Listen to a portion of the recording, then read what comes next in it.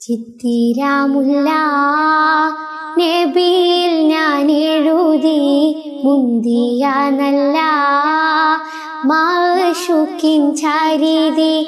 ചിത്തിരാമുല്ല നബിയിൽ ഞാൻ എഴുതി മുന്തിയ നല്ല മാഷൂക്കിൻ ചരിതി. കഞ്ചകപ്പൂമാനമുള്ളിൽ കാവിനൊഴുകി കണ്ണേ നീരെന്നെഴുതിയ മദ്ഹാമൃതി. നേരി നില പൊയ്ത്തി ദിക്കിലും ധന്യ നിലാവേത്തി.